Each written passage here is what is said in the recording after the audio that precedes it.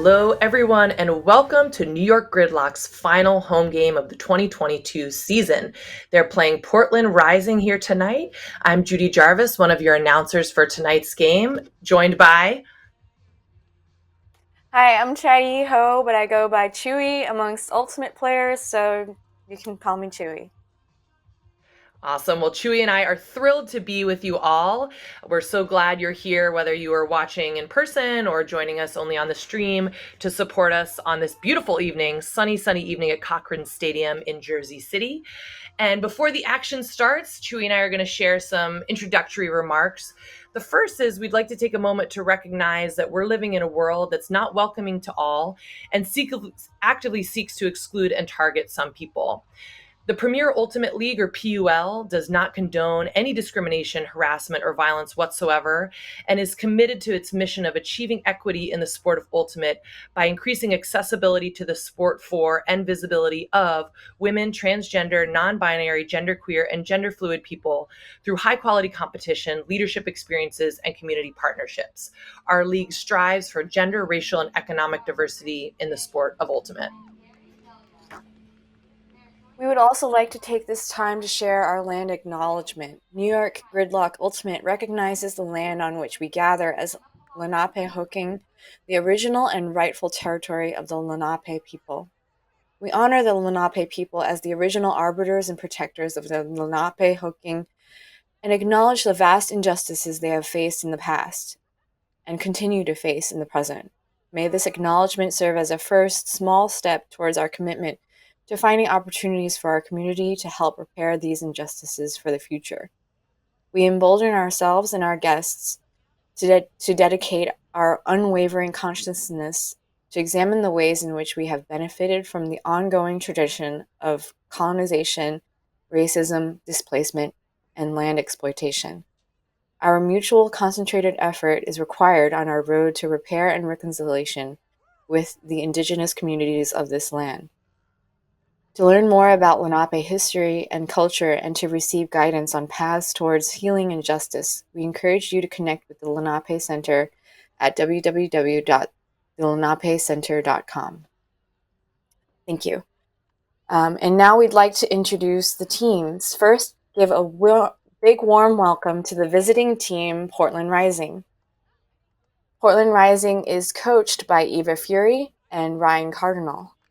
The players present today are number 2, Emily Decker, 5, Laura Bitterman, number 6, Chloe Rouse, number 7, Alex Odie, one of the captains, number 10, Lauren Baker, number 11, Josie Gillett, number 15, Caitlyn Fitzgerald, number 16, Erin Ray, number 17, Kelsey Devlin, number 19, Olivia Hampton, number 23, Colette Pellegrini, number 25, Sophie Shen, number 26, Rachel Westgate, number 27, Sarah Judd, number 30, Jean Huang, number 32, Megan Wilson, number 33, Yuga Xiao, number 37, Hannah Henkin, number 55, Sophie Knowles, number 76, Emma Palacio, another captain, and number 83, Zoe Hecht.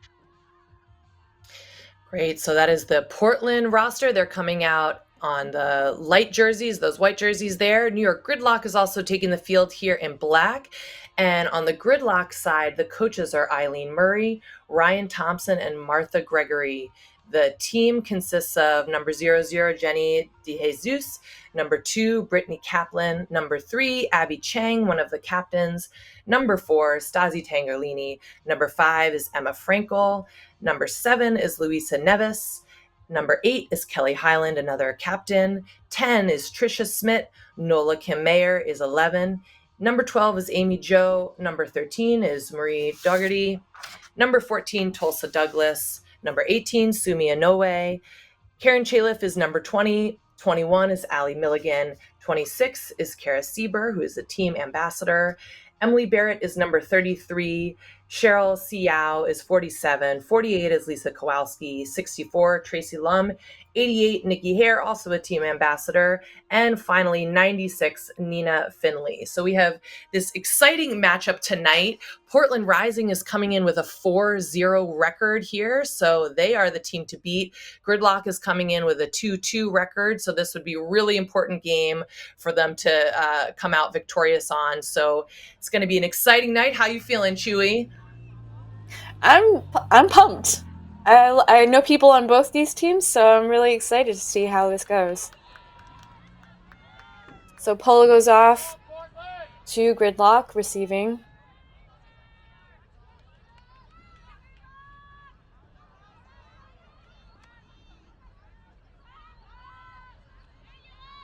Beezus throws it to the center. Oh, nice block.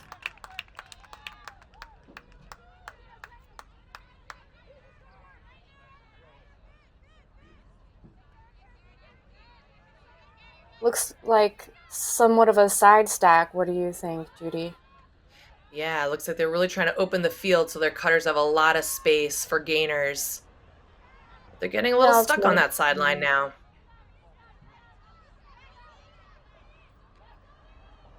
Working it down that sideline. Almost in the end zone. I wonder if they're going to move it to the center. Oh, no. And it's a score for Portland Rising. And that is the first break of the game, so Portland off to a strong start here. They were able to, get it down the field in a very narrow slice, which is probably making Gridlock a little bit unhappy because that was the fourth side and a small window that Portland was able to get it through. I think it's also showing us that we have a lot of strong throwers on the Portland Rising team here. And we see the replay at the top of the end zone, number 27 with the disc. That's Sarah Judd. To number 32, Yuga. What? No. 32, Megan Wilson, sorry. 32 almost had a bobble, but holds on to it. And you can see here their little hug between light and dark. And that's very typical in Ultimate that folks know each other, just like Chewy says. She knows so many of the players here. They know each other too. They respect each other. And you'll see, especially after a strong play, the members from the opposite teams will congratulate each other, even if it's at their detriment, something that is pretty different about Ultimate.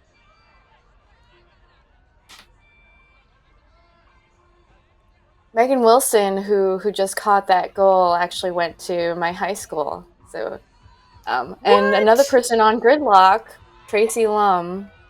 Tracy Lum is number 64. They both went to my high school at Stuyvesant High School. Both started playing Ultimate there. So, yeah. Is that in New York? It's in New York. Yes, it's in New York City. Yeah. So here is Gridlock with the disc, also moving it down the side of the big throw. Nice, towing that line. Beautiful catch.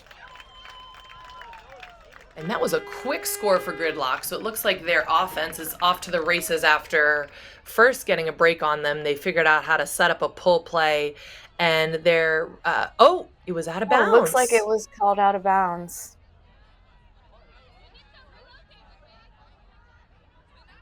And that's part of the role of the observers here. So Ultimate is a self-officiating game, but the observers who are in green, the observers are Chris Vanny and Gary Delia.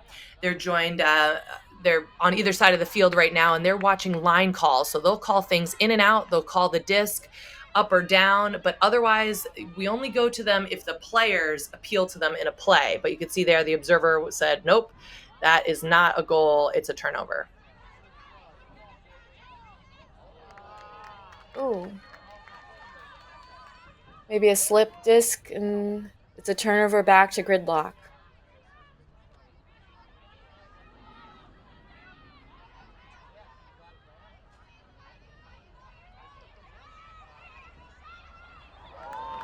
Oh, big bid.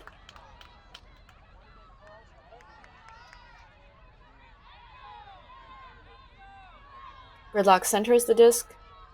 Big swing. And finds her player. Nice slice in there. That's Tulsa Douglas, number 14. I think she was throwing to Kelly Highland. That is a pairing we will probably see a lot. But what I was seeing there, Chewy, is Portland Rising was playing great defense. I mean, they were getting off those throws under duress. There was a lot of, fast movement on the disc. So Douglas slices it, yes, to Kelly Highland. But the rest of the throws were a lot harder to throw than that one on the far sideline. What are you thinking about this matchup so far, Chewy? Yeah, I'm seeing a lot of players cutting to the break side, but not quite getting it, and mostly working it down the force side. Besides that one dump and swing, so maybe we'll see some more movement by the handlers in this next point. I think both teams are sussing each other out, trying to figure out how they're going to run their offenses. So now we're going to get to Gridlock see pulling to Portland Rising.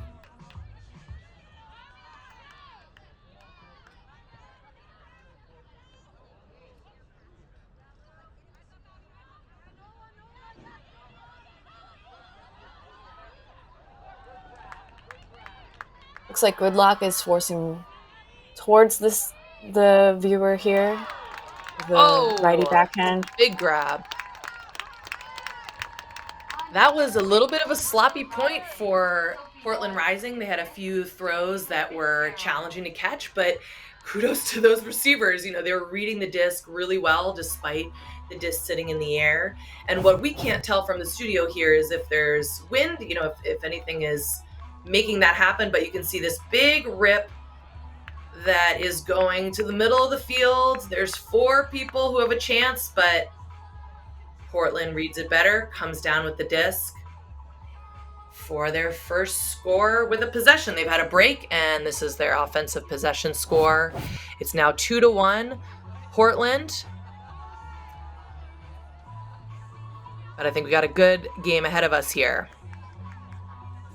Yeah, good vibes. I can hear some music playing, so what more do you want in a nice day? That's right. And you can see it's pretty sunny here. So there is this kind of interesting component of the weather in Ultimate that, of course, if it's rainy, it's slippery. If it's windy, the disc is going different ways. But actually, the bright sun can make it challenging, especially if you're scoring in the end zone that we're looking at right now. It's harder to read the disc. Shadows jump in your vision. So we'll also have to see, we see the athleticism of the players here, but the extent to which that bright sun, you can see their shadows, it's really direct sun going one direction, and that does have an impact. Gridlock working it down the far side. A big throw. Oh, and a D. Chance for a second try, but missed. Good effort, good effort.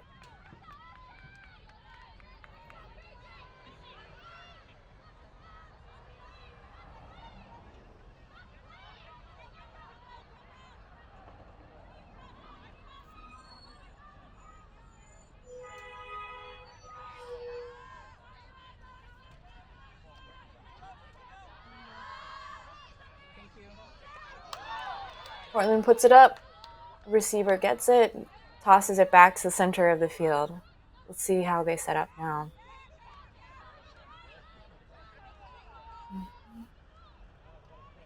Looks like there's a call on the field.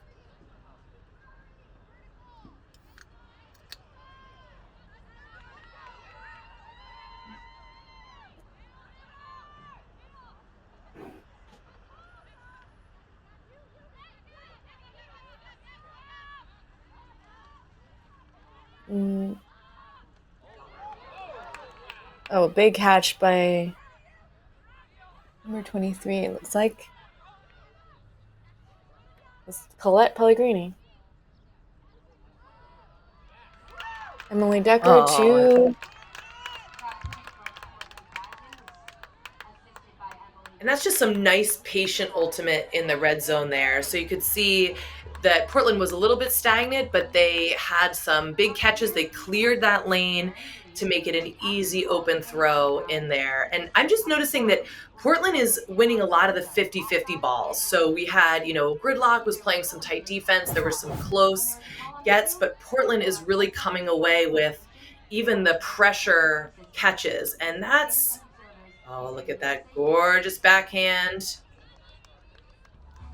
to And that their was teammate Emily there. Decker to Josie Gillett. That was just some textbook, a nice sharp cut, a nice big step for the backhand. But I think Gridlock has really got to win some more of those 50-50s, and that could turn the tide. Portland is not, necessarily always getting open space catches and easy moving up. Gridlock is putting pressure on, but when push comes to shove, Portland, maybe they've had one turnover in these 4 points. So that's what I'm seeing. What are you seeing, Chewy? What does Gridlock need to do to pump this score up? Yeah, I think I agree with you. I think they're seeming a little bit hesitant to put up bigger throws, but when Portland puts those up, some of those could have been turnovers. Those could have been defensive blocks, but they're just not getting there. They have people in the area, but they're just not getting hands on discs. Let's see if Gridlock does try to do some more some riskier throws, or just tries to open up their offense a little more here. They get to center the disc here. Looks like they have an isolated cutter.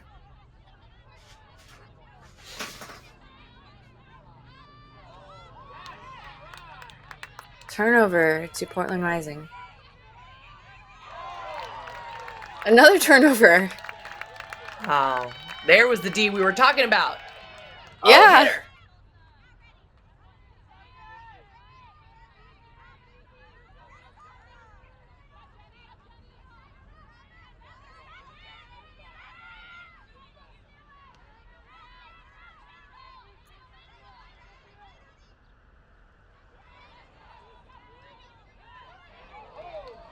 Oh, nice grab by Kelly Hyland. That's Stasi with the disc. Let's see if it stays there.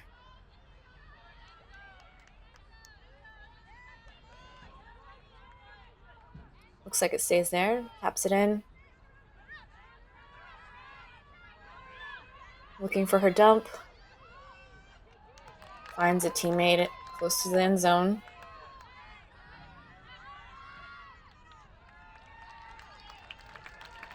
And that's in. That's a score by Gridlock. Oh, there might be a call here. Everyone jumped on the field. They thought it was a score, but it looks Everyone like there's put a their call. arms up, though. Yeah. It's a Right, good and use so of there the are hand signals. Exactly. So Chewy's letting, for folks who are less familiar with Ultimate or haven't been in the scene for the last few years, there are now various hand signals so that there can be nonverbal cues. That's both for when there's international competition, everybody kind of knows what's happening, even if there's language differences, or for times like this where we can't hear what the observers are saying. So if the observers stand on the corner of the end zone and lift their arms up, that means a goal. If they cross their arms, it means a foul. So there's a lot of different nonverbals. The disc is back to possession for Gridlock.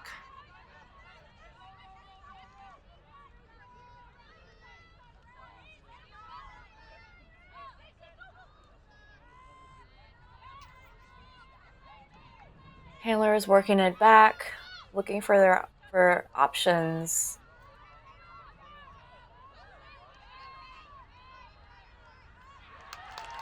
Nice. Very good patience. Yes, because we saw Portland was pushing Gridlock back. It looked like there was going to be some challenges because the stack and the handlers were pretty far away from each other, but Gridlock was able to move the disc quickly. I believe that was Jenny DeJesus with the assist. We're going to hopefully see in the replay who scored, but that's a very important goal for Gridlock. If they'd been broken on another point, there's Brittany Kaplan, Stasi Tangerlini. They're using the whole width of the field. Here's DeJesus. Big fake. Look how far her defender jumps off. And dink! She's able to get it in to Tangerlini. So really excellent use of the width of the field here and making it easy for themselves for the score. And that's a really important one for Gridlock. So they're feeling good. They're feeling ready for this D point right now.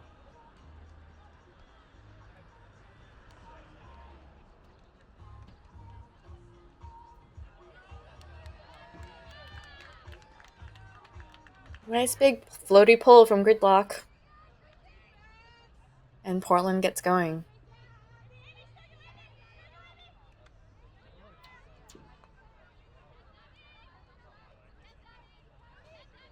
That looks like Yuga Xiao with a disc.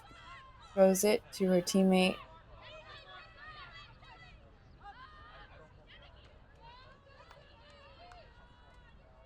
Big throw from Sophie Knowles. Oh, right. Gridlock got one of 50 balls. About time. Awesome. Great grab. Good read on the disc. Good use of full extension of her height. Oh, that kills ya. Turnover in the end zone.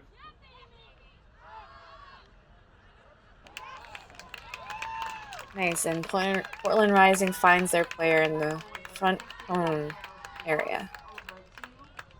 Oh, that was an exciting point where Gridlock came out, hungry for the D, got a floaty grab in the air, and then just it looked like an unforced error, maybe nerves or maybe not reading the spacing right. But that's a tough one because now Portland's up here by 2 points. And one thing I'm noticing is Portland has a very dynamic downfield setup. So they're usually having 3 handlers back and they start in a side stack, but then they sometimes move into a horizontal stack. So they are definitely making it hard for defense to think about where they want to position. But in this case, they were just able to get a quick turnover, quick goal because Gridlock turned it on their end zone. So we'll have another Gridlock offensive point here. And this is just a good moment to mention some of our sponsors because a lot of folks come together to make sure that these games can be so high quality. We have Match Fit Performance, which is the official physio and sports performance partner of New York Gridlock. Co-founders Rena and Erwin keep the team strong and fit through customized workout plans and rehabilitation/physical therapy. You can check them out on social media and at matchfitperformance.com. And then we always have to give it up for VC Ultimate, the official uniform sponsor of the Premier Ultimate League. VC has partnered with the PUL and New York Gridlock since 2019, 4 years in running. You can shop the full PUL collection at vcultimate.com. and look for collections, Premier Ultimate League, and rep your favorite PUL teams. All of the teams have VC Ultimate jerseys, so Portland and New York Gridlock, you can find them both there. Tulsa Douglas with the disc. Throws it to Brittany Kaplan. Back to Tulsa.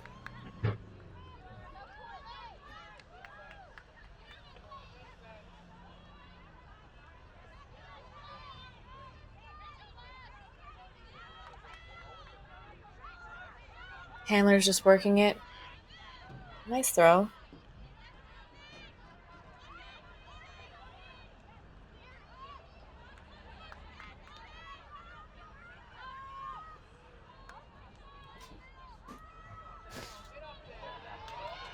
Oh. Whoa, nice.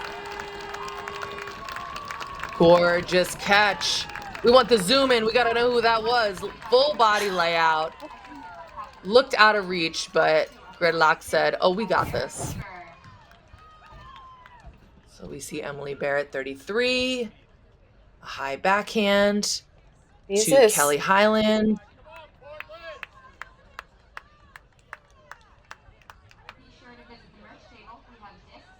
Is that Kara Sieber? Show us your number, friend.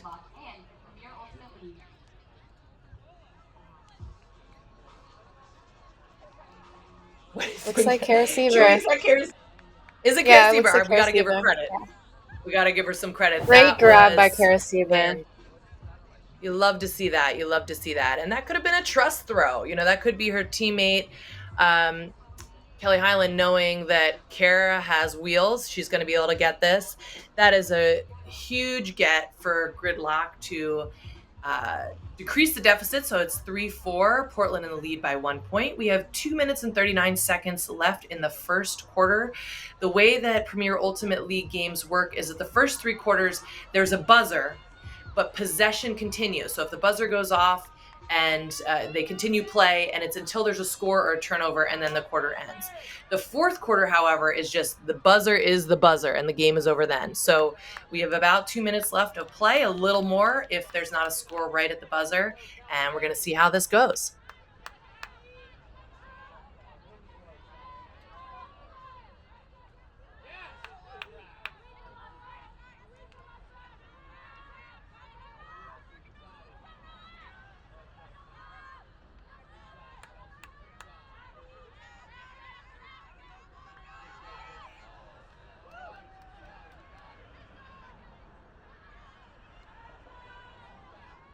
Portland resets. Portland's doing a great job of resetting, getting the disc to their cutters and resetting again.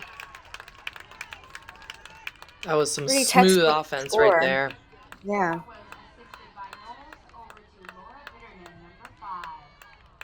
We're seeing Portland really effective with sharp cuts, making space, even small gainers, but then their pace is quick. So the small gainers really add up.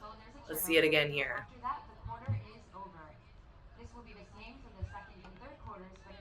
55.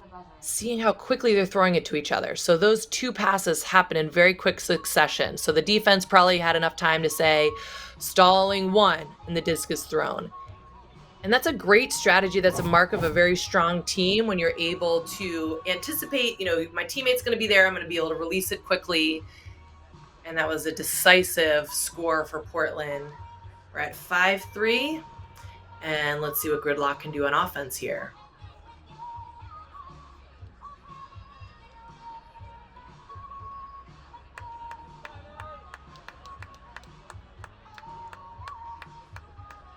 That score was number 55, Sophie Knowles, to number 15, Caitlyn Fitzgerald, I believe.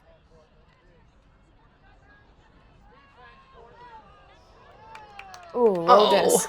You hate to see it. You hate to see it. Good effort on the receiver trying to get that. Got low. Portland about halfway down the field. A big inside-out backhand. That was exciting. Was that a lefty throw? It was a righty inside-out backhand. Oh, wow.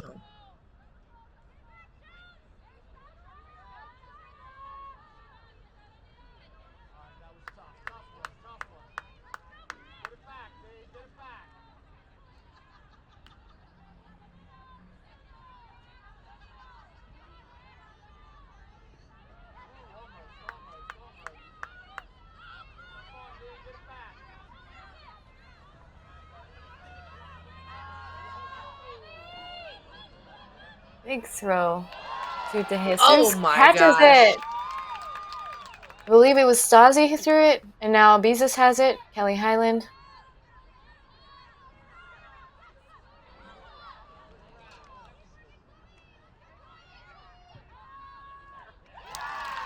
Ooh. Under pressure, nice grab. Very tight to the corner. That was fantastic. And that was all thanks to Jenny DeJesus with a big grab in the air. The disc was sitting up there. She was able to get it. I think we're seeing it after that point now. Tulsa Douglas swinging it across the field. Brittany Kaplan with a flick to the end zone. Was that 33? Is it Emily Barrett there? Mm-hmm. Nice. But what we didn't see in the replay was that crucial catch from DeJesus. DeJesus is so talented in the air and on the ground. So she will lay out. She will go high vertical. She is a crucial part of the offense here. And now we got a 1-point game again with just 10 seconds left in the first quarter. Woo! So we got to see what needs to happen here basically is what Gridlock would like to see happen here is they need to get a D under 10 seconds and then they would have a chance for a possession. If that doesn't work, just getting a D so that there's no chance for Portland to score. Portland is just trying to keep possession and score right now. So they just try to march it down the field. But again, if there's a turnover starting now, the point is done.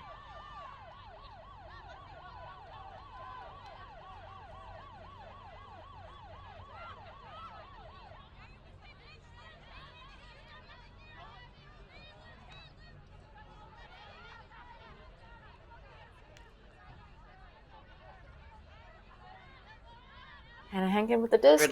Swings it out wide. Gridlock seems fired up here. They are hungry for this D. Yeah, they've got some kind of cup formation almost on the handlers. Oh, it was effective. So as you were saying, Chewy, they had a cup and they were daring Portland to throw deep, and Portland did, and the receiver wasn't there. So that is the first quarter. Very exciting. It looked like, Portland came out really strong, was leading sometimes by 2. I think there was a point where they might have been leading by 3 points, but Gridlock really showed in the end of that first quarter, we're not done yet. We're not letting you cruise through here. What's some of the things you were seeing, Chewy? What was Portland doing well? What did you see Gridlock adjusting? What's your analysis? Yeah, I love seeing these big throws and multiple people under it. I think that Gridlock has really stepped up in that sense with their defense. And both teams using the full width of the field, I think that's really improved since the first few points we saw. Remember, they were jamming it down the sideline, jamming it down the jam hole, and that works to some extent. But it tires out your cutters, tires out your handlers. Just using those dumps and swings that have been really good for both teams, I think.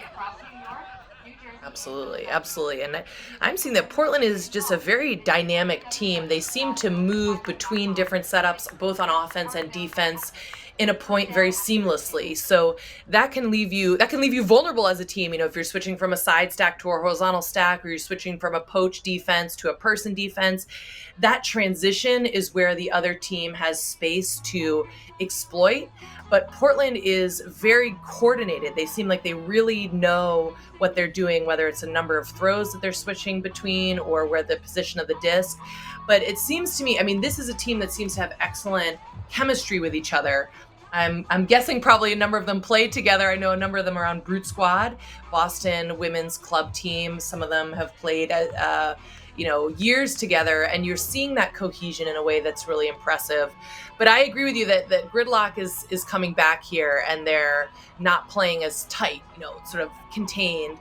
And the question is, for the second quarter, can they, take a step ahead? Can they not only score on their possessions, but also get a break? We haven't had any breaks from Gridlock thus far. So I will just take this minute for our other sponsors. So I think it's really critical, especially when there is a newish league. The Premier Ultimate League has existed since 2019, and just seeing all the incredible nonprofits and businesses and folks that want to come out and support. So we want to thank Discraft, the official disc sponsor of the Premier Ultimate League since 2019. So they've been here since 4 years and counting. You can visit their website at discraft.com for all of your sports needs. Also with PUL from the start is VC Ultimate. We got to shout them out again for all they do with fabulous uniforms, and you can get your fan uniforms from VC Ultimate, vcultimate.com/collection/premier-ultimate-league. There's also a number of local sponsors that are fantastic to have here. New York Gridlock would like to recognize JMH Development for their ongoing support from the very beginning. They've been Gridlock's jersey sponsor since 2019. Thank you, JMH. And let me get in one more before the point starts here in the second quarter. Gridlock would also like to recognize their community sponsors, Dedicated Building Services, Madison Estates, and Hammer Squad Boxing Institution. The donations from these community leaders allow Gridlock to give free tickets to local youth groups. Thank you to the community sponsors for making Ultimate accessible to many more. And the second quarter, we are off.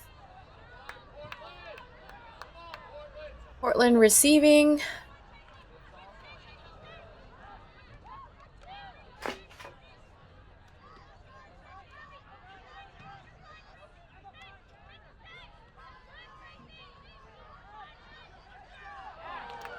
Oh, very close.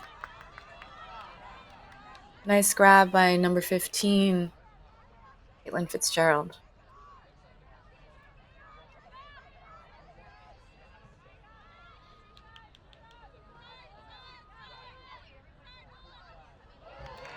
Ooh. And Portland drops the disc, Gridlock's disc.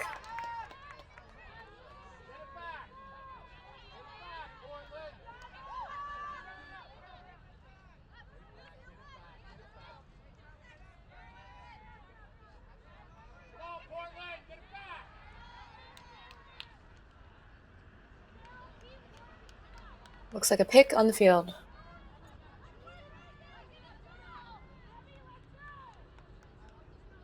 It's interesting. There really have been, I think, no foul calls. This is quite what we call a clean game. Nothing wrong with a, less clean game where there's calls and things are contested, but it shows you that the team on offense has a lot of space, that there's not necessarily a ton of body contact where there might be a call that comes up. And then even when we're seeing the 50-50 throws, people are going up pretty vertically. And so we're not seeing a lot of kind of bang into each other contact. It's always interesting to see the different styles and how they match. And they have a sort of similar style here, these two teams. Oh, not sure who that was for. And it's back to Portland's disc.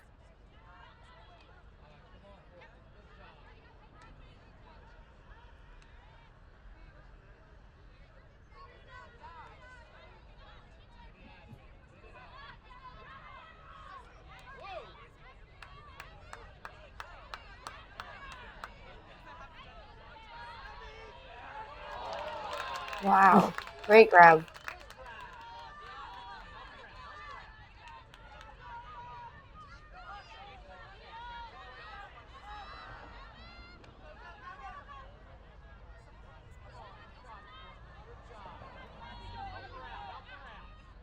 So Portland working it down on this near side of the field.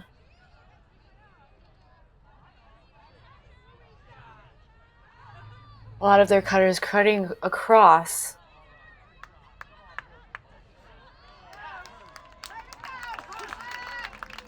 Oh, very methodical. Yeah.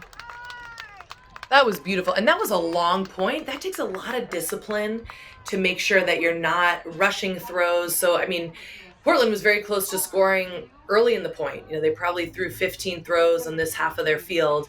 Gridlock got the turn, worked it all the way down. Portland had to work it all the way back. So that's really telling you something about this Portland team, that there's just, first of all, a number of strong throwers from the handlers on down to the cutters. But that patience, that methodical approach, that wins games right there. So Gridlock has got to, when they get that turn, they got to get it in, or this is going to be Portland's game. So we got to see in this quarter, is there going to be a change, or are we just going to keep seeing Portland marching these long points in? Portland is up 6-4. I was wondering if it was a timeout, but it looks like a coach is talking to the previous line there. That might be Eva Fury, head coach there. The point is on.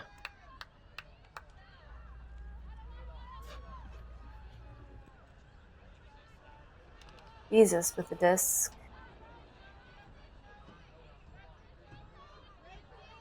Looking for some dump help, but not getting it.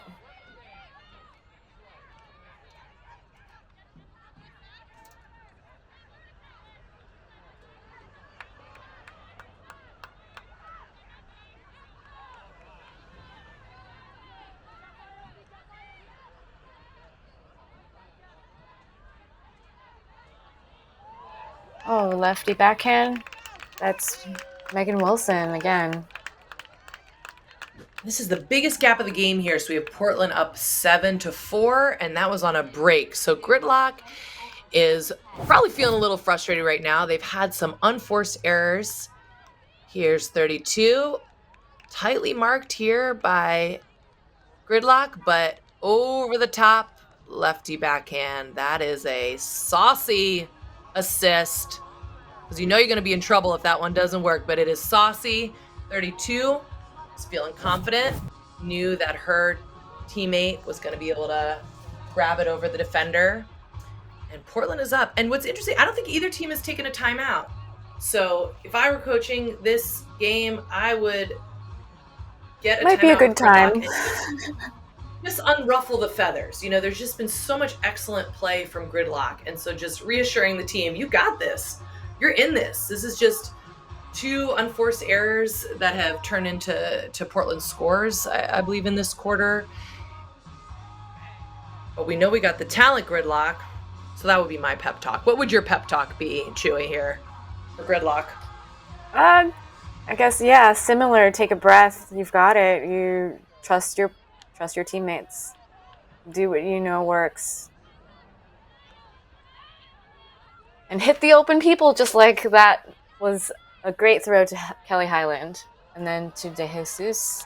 Oh, but miscommunication there, it looks like. Wanted to get it to another handler, but they weren't there.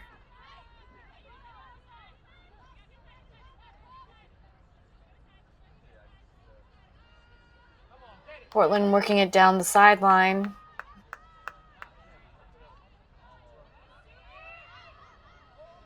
And a big throw. Cross field.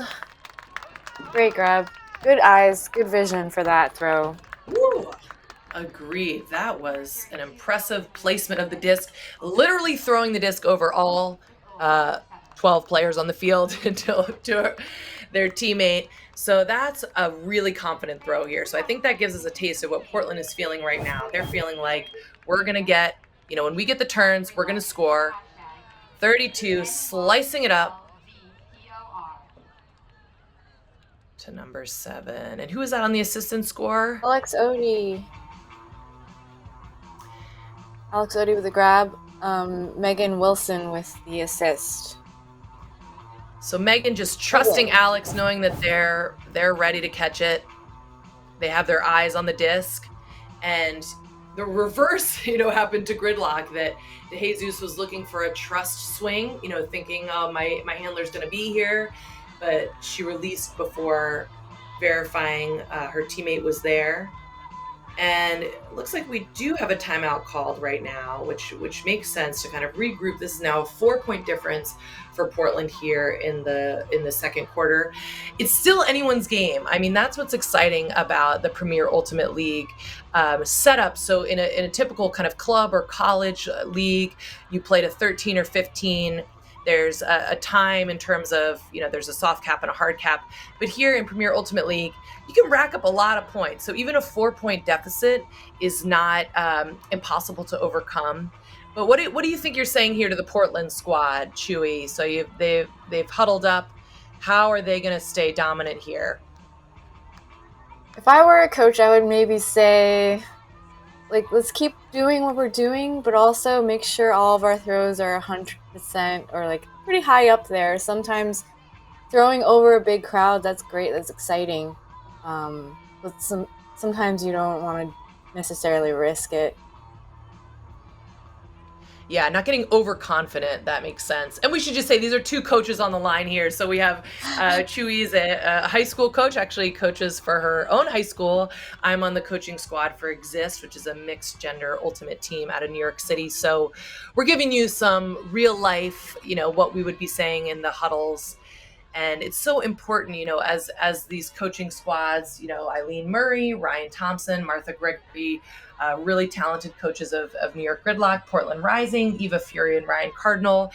It's really important for these long games to figure out how do you, make adjustments to strategy, but also keep up the motivation. So how do you both not get overconfident for the leading team, and for the team in deficit, how not to feel like, oh, it's time to give up. So both coaching squads have their task ahead of them, and we have Gridlock possession here. Gridlock doing a really great job moving the disc. Looking for help here. Oh, great Huge grab. Went over the head of the intended receiver, I believe, and teammate was able to get there. Great across the field throw. Gridlock using the whole field. That was like a rainbow. We just saw a beautiful rainbow disc path, which is the best kind of disc path, I feel. So we see one swing over to Brittany Kaplan, adjusts her. Oh, that's the final swing. We didn't get to see the whole path, but we know it was a rainbow. And Brittany Kaplan with a great read. B-Cap, as she's known, has been on the team since 2019. and just super, super involved in all things New York Ultimate. And it's nice to see a handler score every now and then, Cutters get all the glory. Chewy, are you a handler or a cutter? I am a handler. What are you? I'm a cutter. So I get a lot of glory. So I'm, just happy to share it. Do you get to score? Are you running up line as a cutter? Are you one of those wily, Sometimes. as a handler? Yeah. Sometimes it does feel nice once in a while to score as a handler. But it's equally satisfying to put off a good throw that you place well for your teammate and make it easy for them to grab. So both are satisfying. Yes. Maybe a little different. And Indeed. And for those of us newer to Ultimate, what we're talking about is the different positions. So handlers tend to be touching the disc a lot, sort of the multiple quarterbacks. Then there's cutters or receivers who are mostly concerned with opening up space in the middle of the field. There's also folks who are flexors, so they can work well in both positions. And so it's important that you have, the roles set up well, but every now and then you got to surprise your opponent by doing things like having your handlers scoring. What happened there? Do we have a call? Looks like a foul on the throw. It did look a little wild to me. So makes sense that it would have been a foul to throw. It doesn't seem like we really have wind today. So I think Chew's right that if we see something kind of a wacky throw, these athletes are very talented. They're not going to just be throwing. Sophie Knowles with the high release backhand, lefty backhand.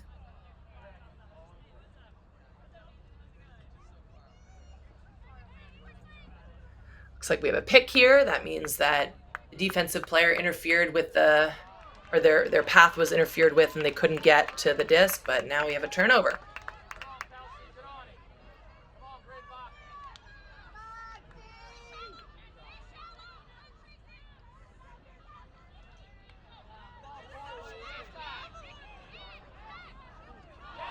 Whoa. Oh. Big layout D from Portland Rising.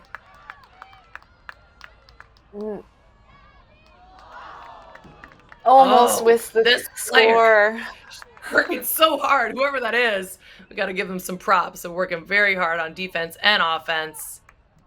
Looks like we have an injury call here. So the Portland player just really moving their body effectively, but on their feet. So it's good. I don't think we have a major injury here, but sometimes you just get the wind knocked out of you or feeling tweaky. Gridlock has another chance.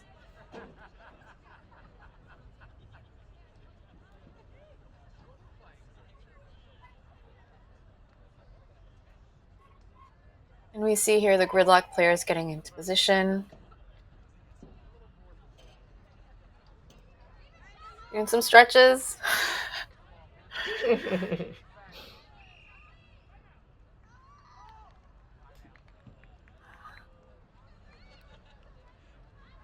It looks like a stall out.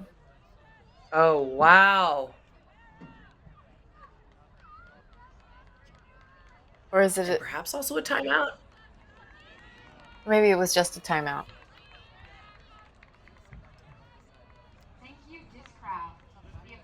So we had Gridlock with possession and couldn't get their team open. I believe that was Luisa Nevis with the disc who called a timeout to make sure that they could reset up. That is kind of veteran move, under pressure to know that a timeout is going to be more strategic to call. And so the teams now are setting themselves up. This is pressure's on kind of moment. So we have Portland up by 3 points. Gridlock has the possession, but right on Portland's end zone. So Portland knows if they can play really hard defense, lockdown defense right now, it's probably coming in stall 6 out of 10. They have a chance at an easy turn. Gridlock knows they got to score this point. They got to take this back to a 2-point game to stay in the contest. So the stakes are high. This is going to be a good point right now.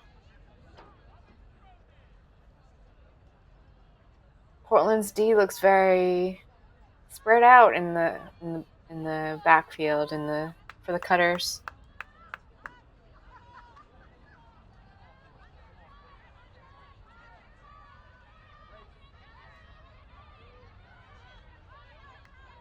Gridlock. Handlers working it amongst themselves.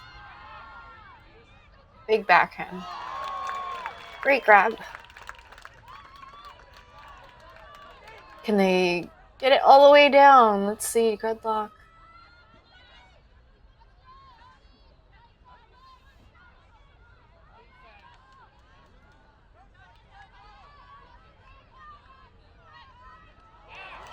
Ooh. That was a tight throw. What a great offensive possession. I'm on the edge of my seat over here, Chewy, just seeing Gridlock confidently move it down the field, even though they're, in a tight spot on the end zone. And working it down the break side. They got it on the break side.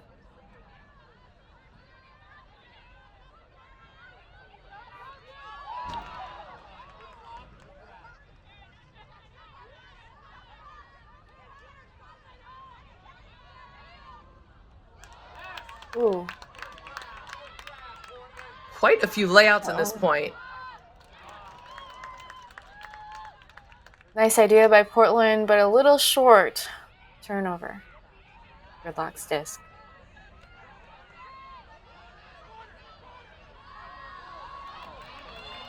And Gridlock has 3 teammates near the disc, and it's a score. Oh, that is a score that feels so good, because that was a long point, full field possessions for both teams multiple times, and for Gridlock not only to score, but as you say, Chewy, have 3 of their players available. I think it's time for a comeback right now. Floaty, and it's Jenny DeJesus. DeJesus has been so important in this game. So the assist by Amy Jo to DeJesus for the score. That is awesome. So we have a 2-point game here. I'm loving it. The twists, the turns. I'm starting to feel like, Portland looks so decisive and clean earlier in the game. I think they might be getting more tired, or Gridlock is getting more confident. Something, the balance is shifting a little bit. And when it's a 2-point game like this, this is where Portland needs to start making sure that they're not making unforced errors here, that this is the point where one break from Gridlock. So Gridlock's on D right now. One break from Gridlock makes this a 1-point game. And Portland would very much like to just stay out ahead a few points. So this is an important possession for them. Gridlock coming down in a cup, in a zone look.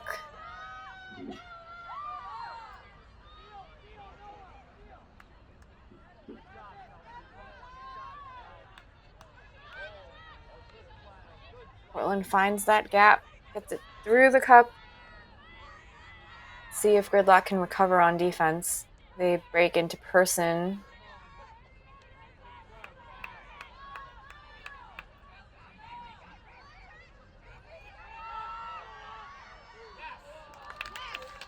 Nice. Another great grab from Portland. They're just excellent in the air, excellent at reading. The throws have not always been perfectly placed in the air, but their receivers are excellent adjusters. And I think the handlers know that. The handlers or the folks putting up the throw, they know I need to put it in space. My teammate's going to get it. This is 55. Sophie Knowles to Yuga Xiao. Wow. Under if duress. You see Yuga that going, defender was coming out. Mm-hmm. I would always put it to Yuga. She'll get open. She went to Columbia University, so we knew each other a little bit from that. I did my master's there. And that's also where Stasi coached for a couple of years, the women's team.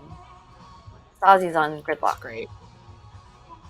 Yeah, there's so many. This is what I love about pro, is that you get this kind of mashup of teams. So you have Luisa Neves, who is the coach of the Vassar College Boxing Nuns, and you have Nola Smith Mayer on the team. So, coach and player are teammates here.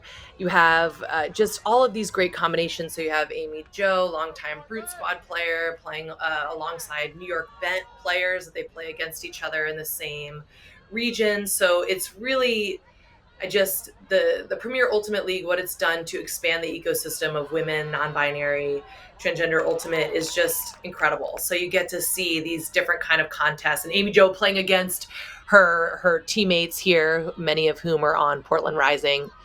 I love it.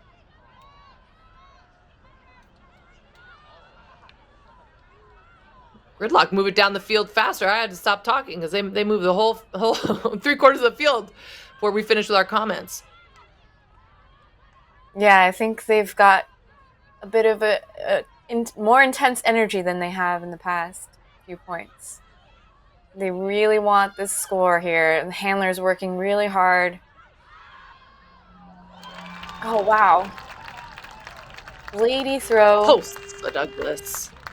Number 14. Let's see who caught in the end zone there. We're still at a 2-point game right now. Gridlock, the speed that they were moving it down the field, that is critical, and putting the pressure on Portland that they can't let up.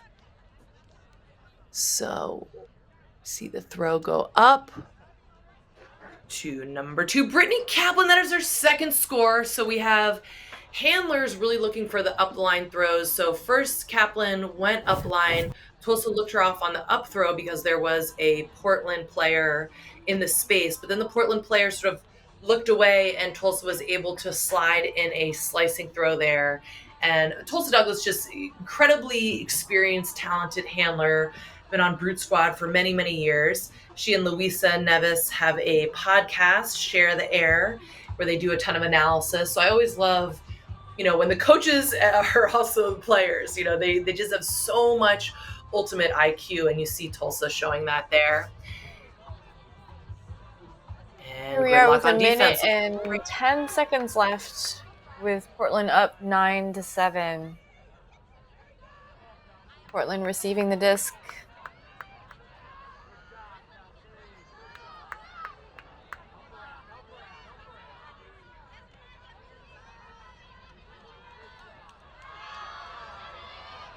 Big toss up. Ooh. I think that was Abby Chang on the D there.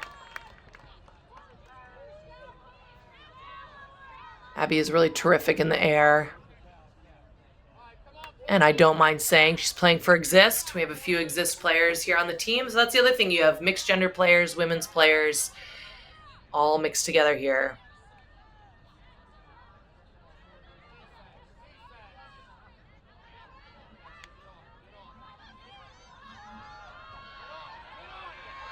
Big throw. This might have been a Hail Mary.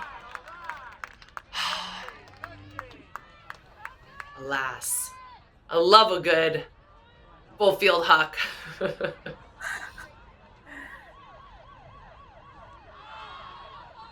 Oh, here's another. And it finds their player. Buzzer. Wow. Portland up 10-7.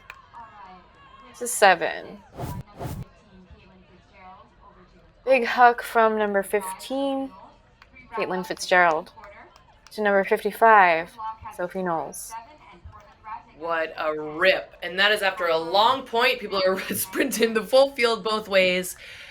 Just a great, decisive way to end the second quarter. So we're going to take a quick break for halftime right now. But before we go, Chewy, what is staying with you in this first half? I love the energy both teams are bringing to the field. They're all running super hard. Everyone's working really hard, trying to swing and dump and huck the disc. It's really great movement. Some really great layouts as well. Like, really love to see all that exciting action, but also some really good methodical ultimate too. Good fundamental ultimate. Absolutely. There's something for everyone here. We have some of our glory plays, the really high jumps on the floaty discs, and we have the just classic, excellent end zone offense. So, some footage you'd want to show your team to say, do this, do this. But we're just seeing, the energy has really been pumped up in this second quarter. So I think we have a great second half again ahead. I'm just going to mention a couple of our sponsors before we go to break. We got to thank Jen Vos Nelson of Vos Behind the Lens. Photos for tonight's game are being taken by Jen Vos Nelson, the official photographer of New York Gridlock. Founder of Voce Behind the Lens, Jen is a Long Island-based sports photographer and ultimate Frisbee player.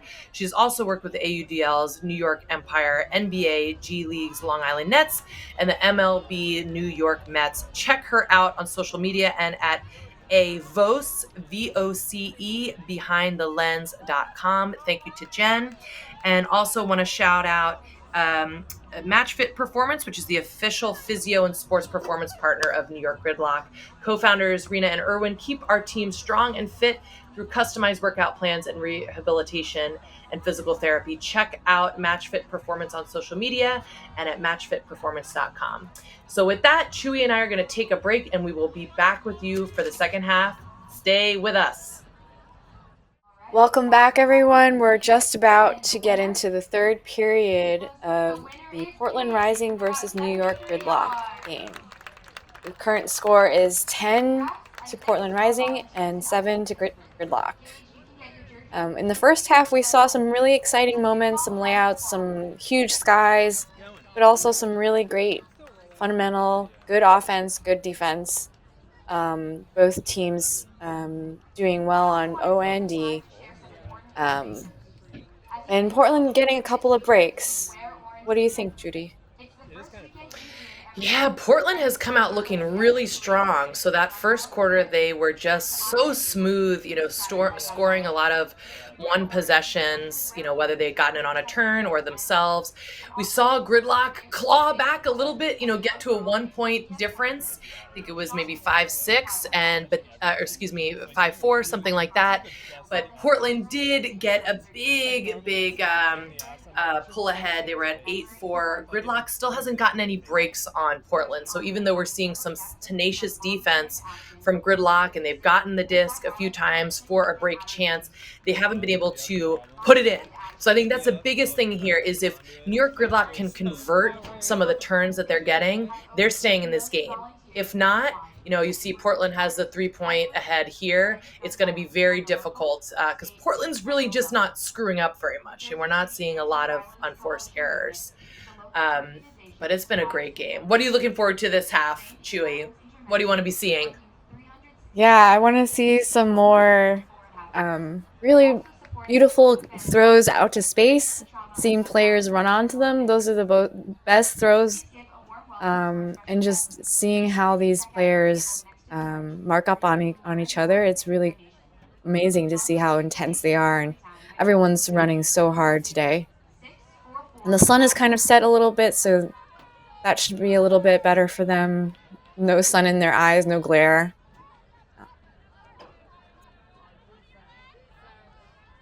Gridlock starts on offense. Kelly Hyland with the disc right now. Huge gainer to number 18. Sumi Inoue, number 18. DeJesus with the disc right now. Jenny DeJesus finds her handler, Stasi. Oh, Stasi was looking for number 33, didn't quite get there.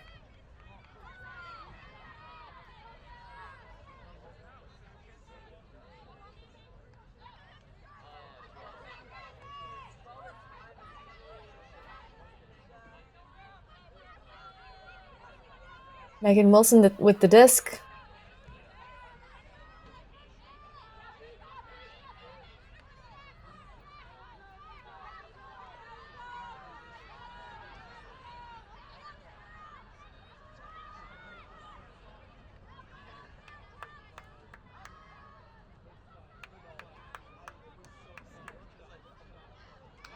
Really patient offense from Portland. Yeah, very interesting too, because they've slowed down the pace a little bit, so they were showing us patient offense before with a lot of passes, so dink, dink, dink up the field. Here, they're waiting. Is the person open? Are they open? And then the last two throws were really quick. So that's an interesting pacing difference we're seeing at the top of the second half. But that burns a little for Gridlock because they were on O. They were trying to come out of the half. And so now they got to claw back. And like we said in the first half, there's a lot of, pro games, you can put a lot of points on the board. So this game is certainly not over with an 11-7 score. But again, if Gridlock cannot convert on the D, there's just no way to do it. And just before we start this point, I want to mention some of the amazing sponsors who make these fabulous games possible. We want to thank Discraft, the official disc sponsor of the Premier Ultimate League since 2019, 4 years and counting. You can visit their website at discraft.com for all of your disc sports needs. And then we also got to shout out VC Ultimate, the official uniform sponsor of the Premier Ultimate League. VC has partnered with the PUL also since its inception in 2019. You can shop the full PUL collection at vcultimate.com/collection/premier-ultimate-league. Rep your favorite PUL teams. Maybe you need a Portland jersey. Maybe you need a Gridlock jersey. It's a great way to support this important league. Back to you, Chewy. New York Gridlock receiving on O again. Ooh, low disc. Great grab by Gridlock. New York team looks to be trying to move it quickly amongst the handlers. Ooh, a little bit of a misthrow.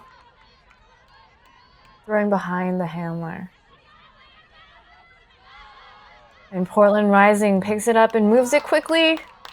Gets it down the field.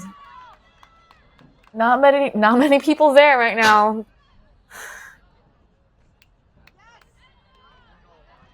Tries to hop it in, not in. Oh my gosh, that was so many. Now it's in. To the line. We know it's in. And that speed, I mean, Portland just busted it down the field to make that happen. And that first catch, the person catching at her ankles, I was very impressed. So here we see it again.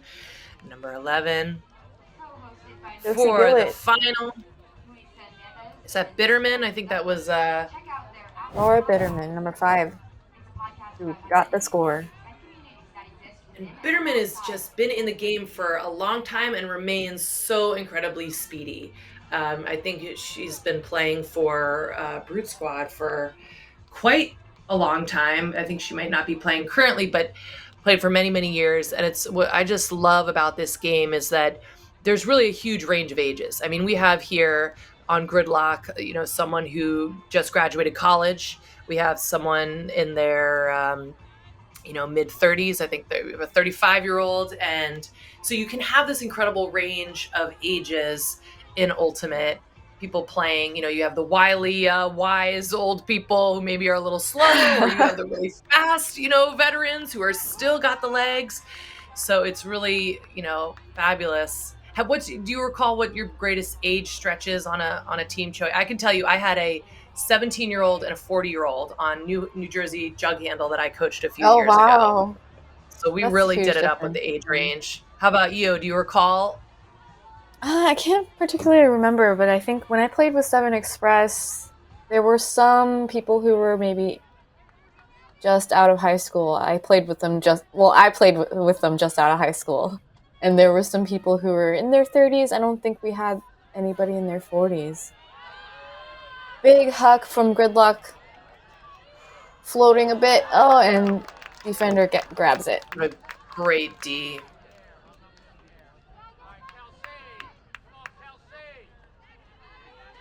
It was a good look. Just floated a little too much. Here's a big huck. It was the right choice. That was not the right choice, though.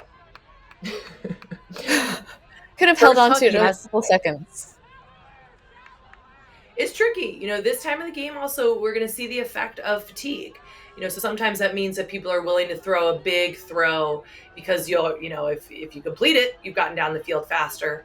But it's also a test of mental toughness that you have to figure out. You have to differentiate between the shots. So like we said, the first one made sense. There was open space.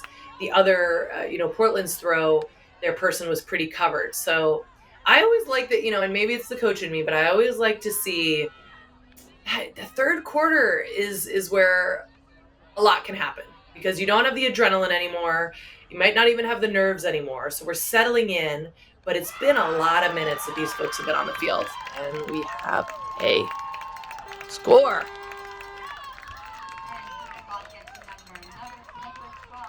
Really good job by Gridlock. They're working it down the field, holstering it a little bit at times, finding the right cutter, finding the right person to get it to.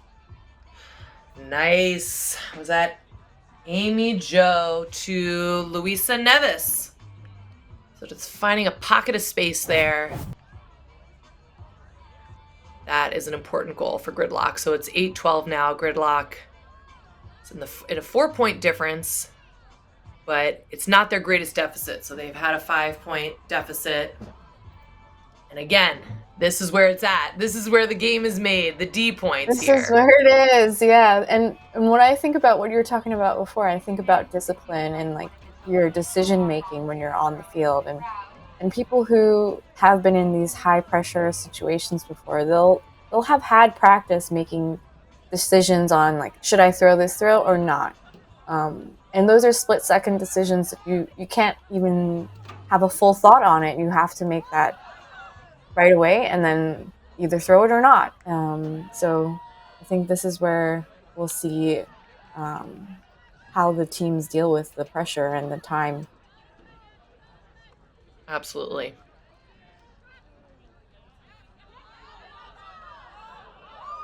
Gridlock in a cup in the zone formation. Oh, person in the back almost.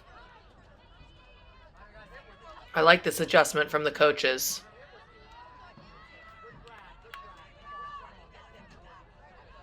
Portland Rising Hammers just dishing it back and forth, and now we're person defense again.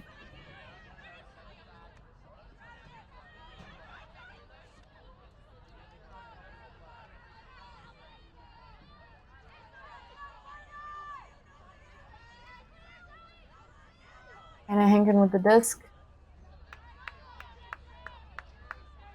Let's see, Yuga Xiao now. Big fakes, trying to find somebody. Nice swing around.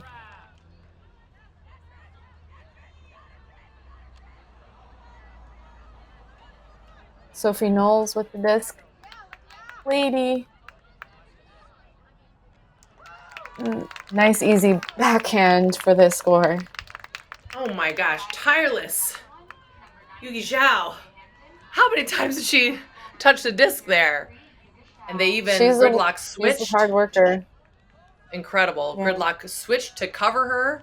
Still didn't work. So, oh, Yugi. And Yugi went to your high school? So we're having high school pride right now? College. She went to Columbia. Okay. Mm-hmm. Excellent. And a decisive offensive point for Portland Rising. They pull ahead by 5 points now. And you can see now, and I think we'll expect some more of this, Gridlock changing things up. So you're kind of in that mindset as a coach and as a team. Okay, what we've been doing, it hasn't been working. How do we readjust, especially on defense? So you saw that they were using a kind of cup end person defense combination. I think that's a great choice because Portland has such good throws, such good precision throws, that doing a zone in the whole field when there's no wind is not going to get you a lot. But having that kind of half and half put pressure on the throwers. But unfortunately for Gridlock, it wasn't too much of a problem for Portland to get through it, even though they had to throw a lot of small throws. So Gridlock has a chance here on O. What they're looking for is a quick score so they can get back on defense, but uh-oh. Pretty quick turnover on Gridlock's side. They've missed a couple of these short dishy or like short small flicks to their handlers. Now, Portland had one unforced error, which we haven't seen a lot of, so let's see if Gridlock can capitalize. Big hug from Kelly Hyland. Unfortunately, her teammate couldn't get all the way, and it also went out of bounds. This may be a time we're going to see some more Hail Mary hucks. And some Hail Marys can be quite delightful. Beautiful throws. Others can just be, more the product of fatigue and frustration. And Highland, who just threw away that disc, she got the D. It's a good way to say to your team, my bad. Let me go get this defensive block. Way to get it back, yeah.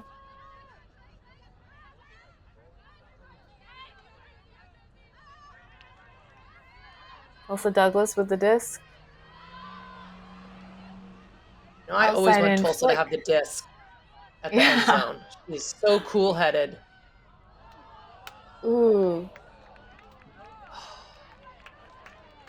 Great effort, but was that out of bounds? Yeah, looks like it might have been out of bounds.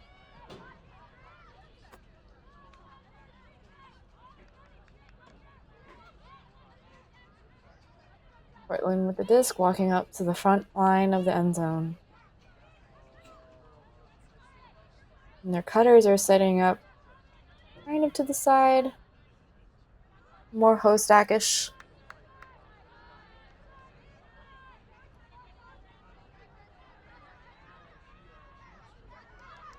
We see Gridlock doing some poaching here, which they haven't done as much of, and it works! Is that another D from Kelly Highland? Looked like Sumi Onoi. Oh, was it Sumi? Ugh, don't give the credit to Kelly. Give it to Sumi. Ponytails. It looks similar, I guess. The Jesus with the disc. Faking off. Getting it to Tulsa. Ooh! Ooh. I gotta have to make that sound every time I see the blade. Yeah. Wow. It's an unorthodox throw when they just did 2 in a row. I don't know if I would choose that, yeah. But I wonder if it's just a speed thing. Nice. I don't know. I would have. See this. I don't know. I have a different preference, but that worked for her. Yeah, interesting. She could have done an inside flick into space, but you know what? She might want Highland in the air. Highland is a great. Kelly Highland did have to stop and jump for that. So not perfectly placed, but it got there. They did what they had to do. So we're seeing some strong defensive moves from Gridlock right now, which is exciting. That was they had possession and they had a turn, so it wasn't a break.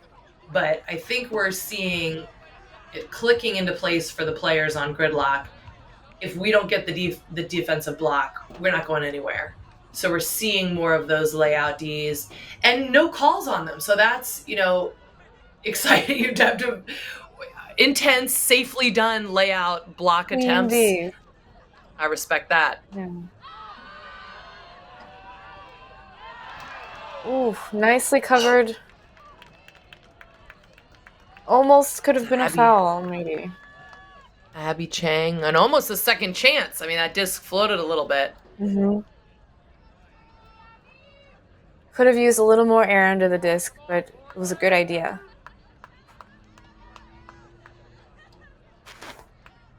Looks like Amy Jo wanted to kick that cone over. It wouldn't go.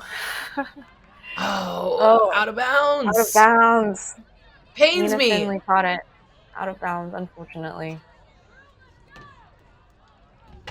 Too many white lines over there.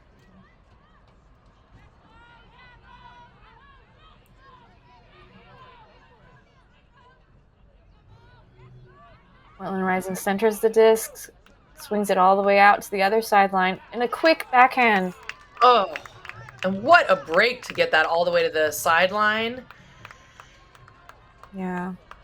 As a defender, you know where it's going to go after it gets in the middle, and then all the way to the other side. But sometimes you just can't make it all the way there. And the defender was there. It was just a very precise throw. Portland is not backing down right now. Dink. Sometimes you just got to do a sound effect there. Like just a little itty bitty. You did all this work to move it across the field so that you can have a little dinker. That is the mark of a well-swinging offense.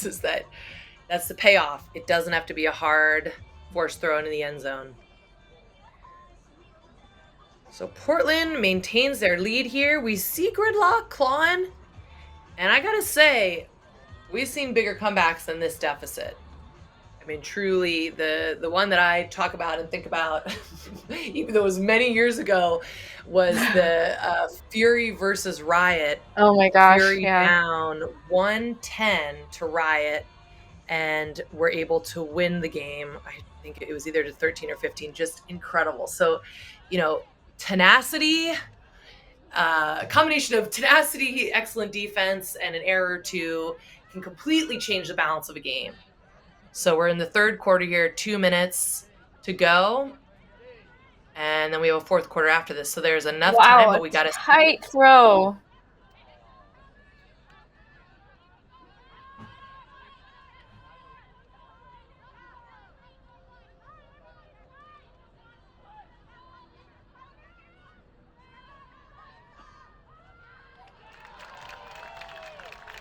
Ooh-wee. Good point by Gridlock, New York Gridlock. Worked it down pretty systematically. I didn't feel like any of those were very well challenged by the defense on that point. Yes, and that's a setup they need for now coming back. You need a quick offensive point. You need decisive cutting, get it done. Highland with an itty-bitty flick to, is it De Jesus? Yes.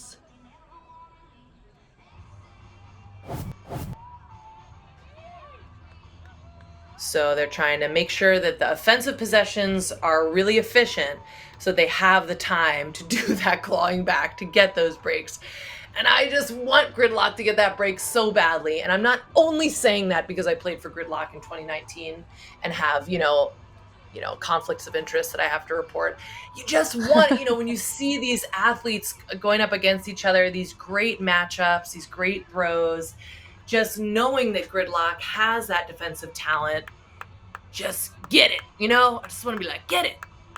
So that, my conflict of interest is now disclosed. Chewy, do you have any conflicts of interest that we need to know about? I don't think so. I used to know one of the Gridlock coaches, is one of my close friends, but he's not coaching this year, so. There you go. So Chewy's analysis will be more neutral. But no, honestly, I love seeing just fantastic Really athletes great doing play. what they're good at. Yeah. And this is what we're seeing here. Portland is just so smooth and buttery. Ooh, really Gridlock. tight D on that one.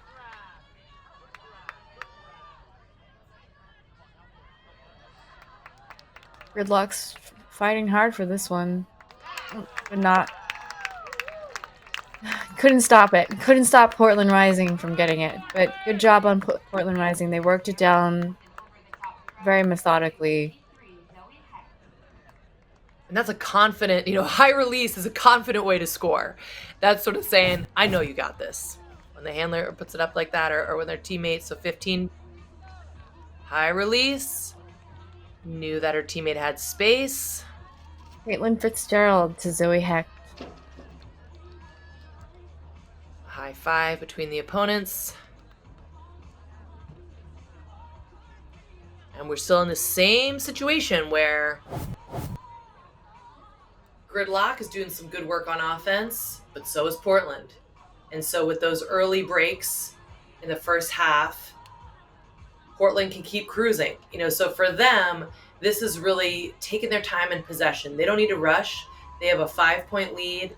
And so if they can continue to, score on each of their possessions, they almost don't even care if Gridlock scores on their possessions. So really the onus here is on Gridlock.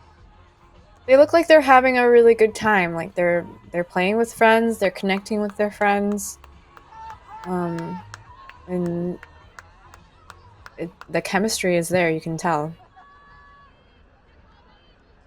Absolutely. Pull lands midfield. Gridlock picks up for their offensive possession. Also Douglas with the disc.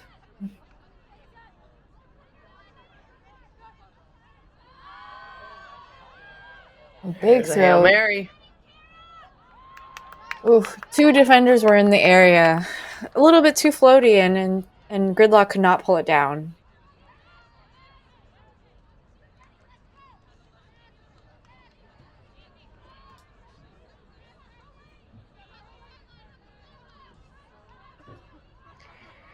Just to mention, we have some very experienced left in this quarter. I mean, this.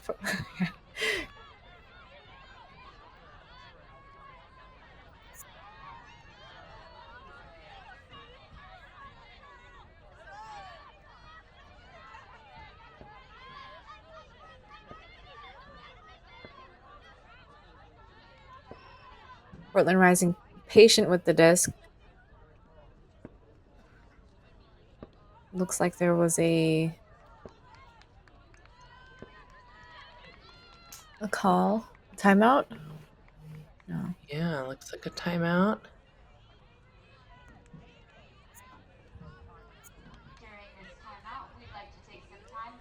So the teams are going to strategize here. And I was just going to say, two very experienced coaching squads going up against each other. So Eva Fury, the head coach of Portland Rising, played for Seattle Underground and Baltimore Rat City. And they coach Bates Cold Front, Blizzard. Ryan Cardinal, it's his 5th year coaching Ultimate and 10th year playing. Played for Boston Slow Club and Boston College in college. So that is on the Portland side. And on the Gridlock side, we have Eileen Murray. This is her 4th year coaching Gridlock. She's the co-founder and co-owner of it. She started playing in Tucson, Arizona in 93, played on Ozone for many, many years. Just extremely well-known coach, titan of the field.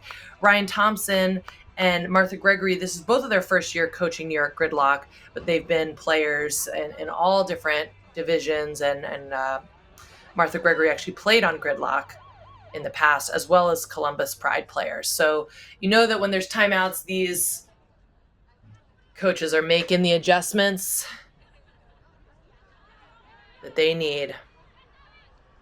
So right out of that timeout, Portland Rising set up into a very clean vertical stack,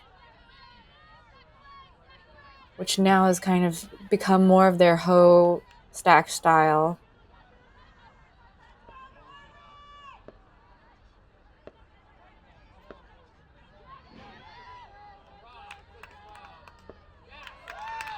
Oh, big scored in the 3rd quarter. So the buzzer went off and Portland had to make sure to maintain possession because as soon as the disc was turned over, that would be the end of the quarter. So let's see it again.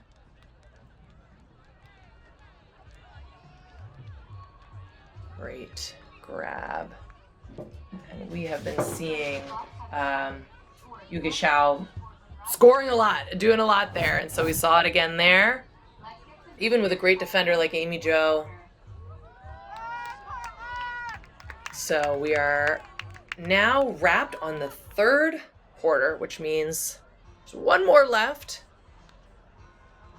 Players are getting ready for these last 12 minutes of Ultimate here today. And before we get into this quarter, I want to give another shout out to the photographer here. Photos for tonight's game are being taken by Jen Voce Nelson, the official photographer of New York Gridlock, founder of A Voce Behind the Lens. Jen is a Long Island-based sports photographer and Ultimate player. She's taken photos with AUDL's New York Empire, NBA, G League's Long Island Nets, and the MLB's New York Mets. So check her out on social media and at evocebehindthelens.com. And there's going to be some awesome shots from tonight. There's been some great layouts and grabs in the air and rips down the field. So look forward to seeing that.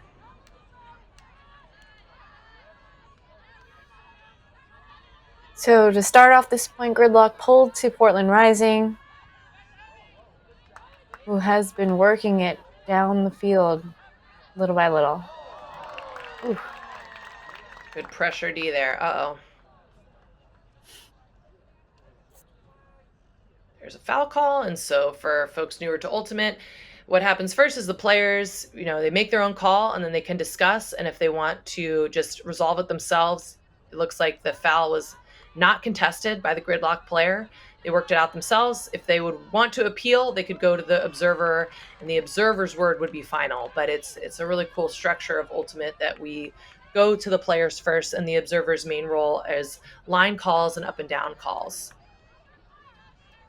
And we appreciate our observers here tonight. Their role is very important. It's Chris Vanny and Gary Delia.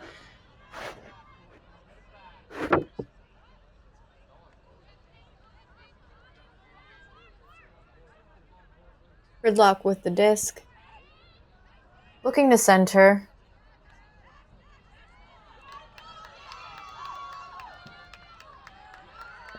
Nice couple of quick throws, working it down. Ooh. Little floaty disc. Oof. Another one of the, we're seeing this on the flick hucks. A couple different players are putting up these flick hucks that angle down, and so they're staying in the air for a while, and they're not going out to space. They're coming back down into traffic, so they've had a few turnovers on that flick huck. So I would be saying huck the backhand, people. Oof.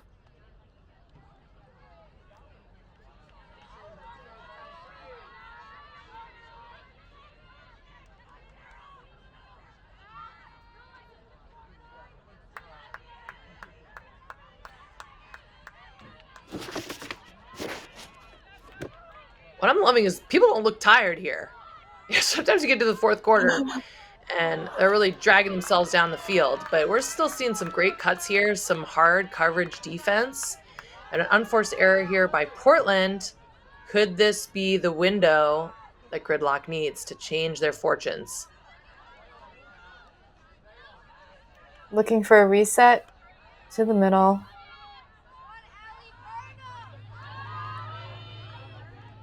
I was going to say the cutters look far away, but they got it down there.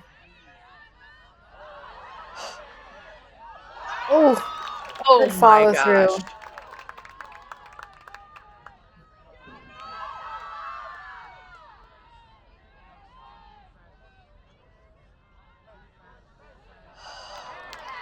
Oh, Ooh. I stopped breathing for a minute there when that throw went off. That's a tight window. That's a very tight area to try to throw into, and not only was that person's defender there, but another defender came through and got that run through the. So it's going to be hard for Gridlock, but they're working really hard on D here, and Portland Rising is also looking to throw deep. Great rip. Great run. Yes. Looking for her teammates. Wow. And a quick score. Ooh, I could just feel the wind, flying under that disc. Just a beautiful backhand huck to advance the disc, setting up the Portland Rising player. That's number 15, Caitlyn Fitzgerald. We've been saying her name a lot in this game. Look at that focus. Sophie Knowles, great run down. Oh.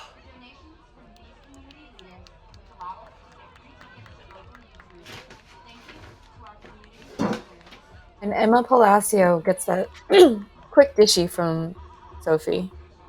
Wow, and Sophie Knowles, just really great acceleration. You could really see in the slow-mo her separate from her defender on just a great put, and then teammate following after for the easy dink in. And hearts are broken here in the studio. Okay, at least one heart, because that was the Gridlock break. That was it. It was right there. I could taste it. I taste that break on the end zone line. The handlers were being so decisive, moving the disc, getting it all around, but it was one. It should have been a pump fake, and it was a throw into two defenders. Luisa Neves sandwiched by two defenders. So I'll just sit here, see if my heart can be repaired, Gridlock. Oh, okay, Gridlock. Oh, no. Throws it away again, unfortunately. Gridlock. Intended for number 33, Emily Barrett, but just a little out of reach.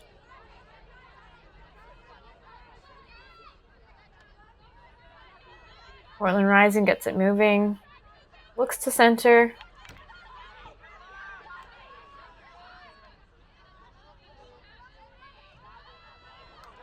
Oil. There we go. Now Gridlock takes a turn. Nice. That was beautiful. That was the team really clicking. Hope we're going to see that again. Great job, Stasi. Great run, Stasi, to pull that down. Was that Brittany Kaplan who put it up? Yeah. Oh, you know it. That flick huck, B-Cap's flick huck is so pretty. Look at Fuzzy. Look at her readjusting her path so that she can run right on it. And she's just alone in the frame. No one else is even in the camera frame there. Stasi Tangerlini! And I just love that you could see Gridlock, get that D. I think it was B-Cap and another player there together getting the D, and Stasi turn on the dime. So she knew, we got to get this. We need to push the pace and get it in right now. And B-Cap is always looking to put up her flick huck. I know personally, I've played with her since college, looking for the flick huck there. And so here's the trouble. They got that turn on their offensive possession point. So it felt like a break, but it was not. So I think that's where, that it's just sort of that light switch has not flicked on for Gridlock yet, getting the break on their D point.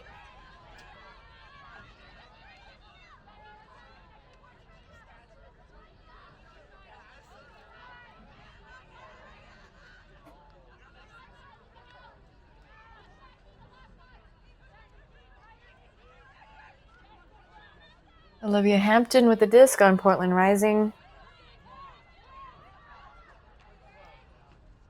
Finds her cutter.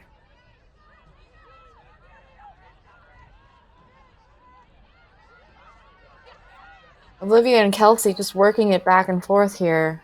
They're doing a really good job of being there for each other when they need it, but also letting the cutters have the space. Dang, and that was just a textbook stack right there. Like, vertical stack is one of the first things people learn when they do Ultimate Frisbee, but getting the spacing right, making sure you're not too close, so you're not picking people, not too far. And that was just a really beautiful vertical stack, so it allowed the person at the top of the stack to come out, have the space, and throw it to her teammate in the end zone. Palacio catching the score. Now, this is where Gridlock could feel pretty defeated. They could just feel like, phone the rest of the game in. Portland keeps scoring, but I have been seeing this team playing this season, and that's not what they're about. They're going to continue to sprint for every disc, work hard, even with this deficit, 18 Portland, 11 Gridlock, 6 minutes and a half. We're still going to see some excellent plays from Gridlock. We're still going to see the discs be contested. So, and Portland probably knows that too. Portland's been watching tape of Gridlock as well. I think they know that this is not a team that you want to chill out on. And in some ways, the score releases Gridlock from second guessing themselves. At this point, if you're going to win, you just got to go for it. Mm-hmm. Just about 6 minutes left in this game. Oof. Unfortunate turn by Gridlock means Portland Rising is going to huck it. And Gridlock is there. Great defensive footwork. My goodness. Get there. Yeah. Whoever that was looking back over their head. Yeah, it was coming right over their heads. Their head cocked back, trying to find it. Might have been Sumi. Gridlock with a big huck going the other way. And a nice put to space to De Jesus. Nice way to get that back for Gridlock after an unforced error. The defense really accelerated. Get it back. Yeah, 2 Gridlock defenders in the area. That's Kara Sieber. Backhand rip to De Jesus. De Jesus has been in the end zone quite a lot. Great place for her to be. She can lay out. She can go over. And seeing the team run on. Spirits are still up. I love it. I love it. I hate a mopey fourth Yeah. quarter. You know, it's the It's worst. tough, yeah. And you can feel it when you just look at each other. You can feel whether everyone's feeling down or everyone they're still in it. It's a And I mental feel like toughness thing, everyone's right? still here. Yeah, it's a Right. mental You toughness know, thing. just lose some games. It's just a fact. And so if you're going to crumple, it's not a good sign, It's not a good sign for you. So I love to see, Gridlock Yeah. still in it. And you also want to give the other team a good game. You don't want to make them feel like you've given up. There's also, with the pandemic, we all learned that, ultimate can be taken away from us. We can, injuries, retirement, all these things, we're not going to be able to play at this level forever. So every Me minute you get Joe on the with the field, D. you got to Catching in appreciate the every D. minute. And these Gridlock players are appreciating. Oh, do we have a call?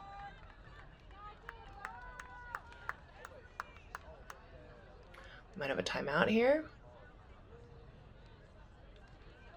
Looks like it could be a timeout, yeah. It's like a good decision from Gridlock to call a timeout here.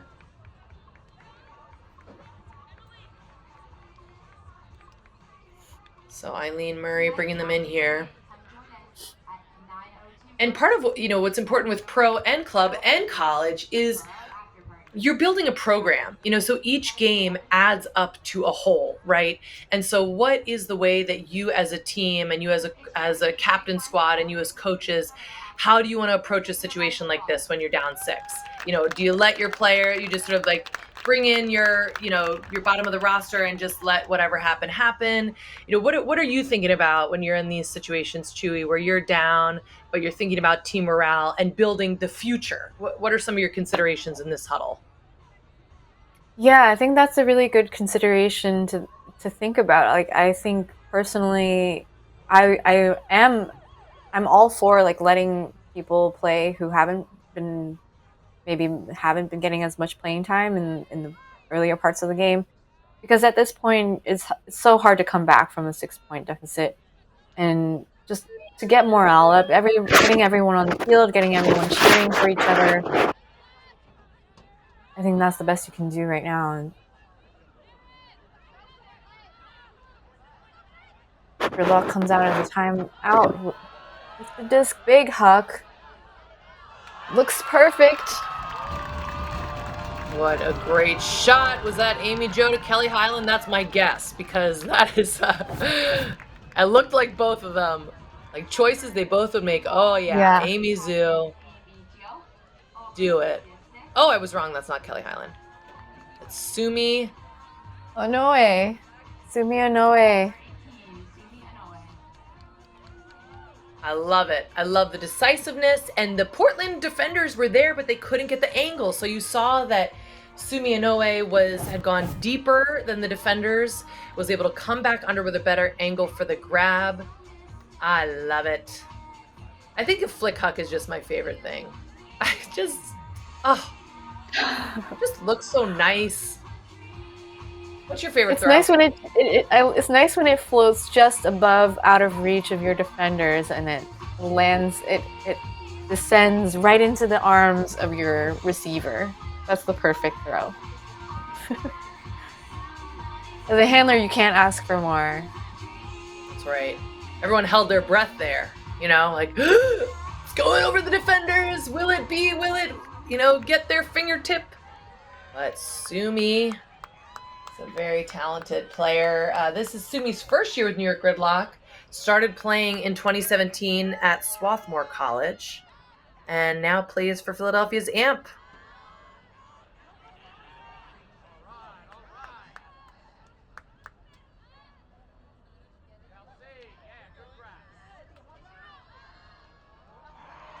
Oof.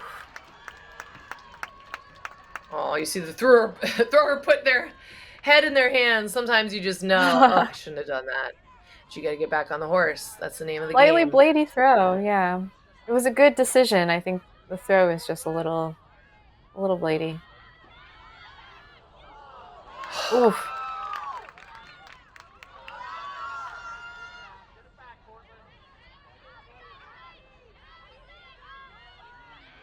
Looking to reset. Oh.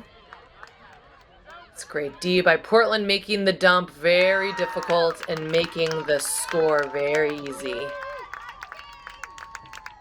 Again, nobody's looking tired.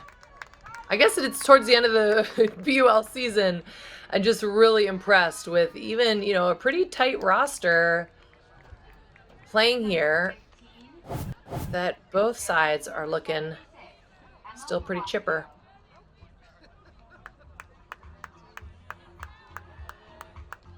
Nobody's home to stop Olivia Hampton with the score there. And Olivia started as a youth player, so started playing at age 10 and played for Devil YCC youth team, really strong team out of New Jersey, where I live, so Jersey pride here. And currently, Olivia Hampton plays on Boston Slow. All right, we are 3 minutes and 18 seconds from the end of the game here. New York Gridlock with 13, Portland Rising with 19. We've just seen some great play all throughout this game, so I'm looking for a speedy Gridlock possession with a huck in it, please. I would please like a flick huck. That would be possible. Or just work it down the field. That's okay too. Okay. Oh! A backhand hand. Yeah. They listened to me! Great grab. But it was a backhand huck. It was a backhand huck. We finally moved to the backhand huck. So you can see Chewy and I, our coaching philosophies are showing a little bit here. I am sometimes the impulsive coach. Just do it. You got it. But they're forcing. And Highland has a great. Yeah, that was four-side. That's true. Great read by Sumi Onoe.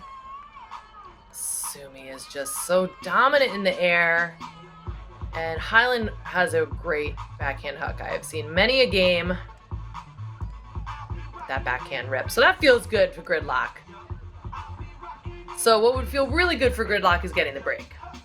That would be the difference maker. If they could finish this game with at least one break, I think they can feel like, all right, we learned, we readjusted, we did it. And then again, when you're talking about a program, how do you build a multi-year program where athletes, they want to come back each year, they're building on things, the coaches are making needed adjustments.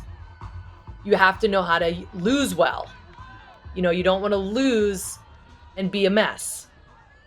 You have to do what you can do even when you're down. You have to gain knowledge and experience from the losses as much as the wins. That's how you build a program.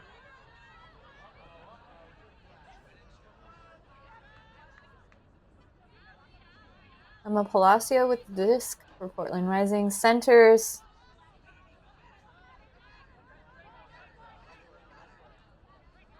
Looking for their handlers. Handlers are getting these resets when they want them here on Portland Rising, I think.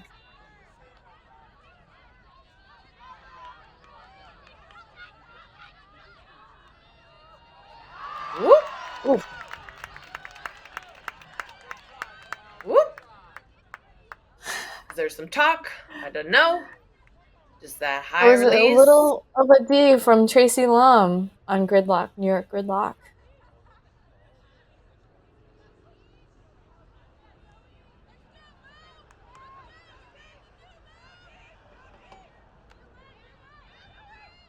Lisa throws it to Amy Jo. Amy Jo gets it to Abby Chang.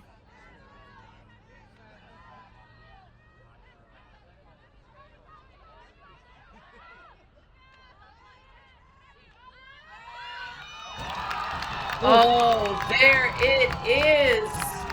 Very tight throw. The break. It took until the fourth quarter, 1 minute left for Gridlock to get their break, but they needed to do it. They needed to do it for pride.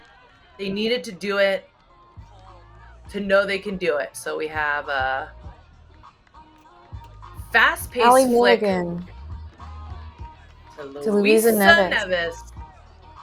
I love it. I love it.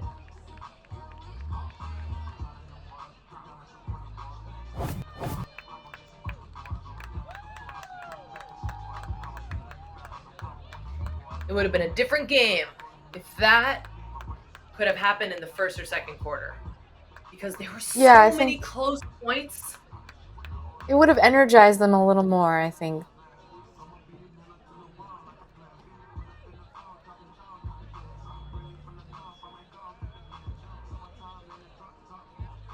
And this is where, Portland may be taking their foot off the gas. It's tempting, you feel the lead, we're good, but you can also win badly. There's just the way that you can lose badly. You can win by the skin of your teeth. You can win because of an early deficit from the other team that you haven't worked to maintain. So there's just so much import in every point in this league. There's so many players who return year to year, who play with each other in different ways. And so really the optimal game is every point feels hard fought. And so we'll see what Portland can do here on their offensive possession with just a minute and 14-12 left.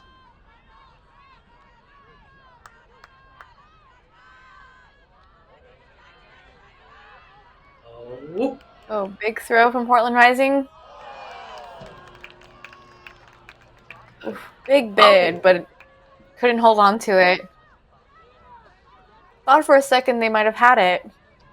Yeah, so it was a great effort. Some great open space in the end zone. Great choice for the thrower, but just a little too far for the Portland player to get possession on it.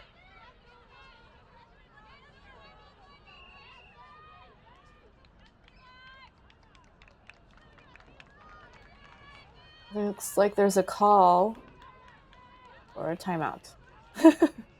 We can never tell. It looks like a timeout. It's 33 seconds left, Chewy. This has been just great to be here for and see these two terrific teams.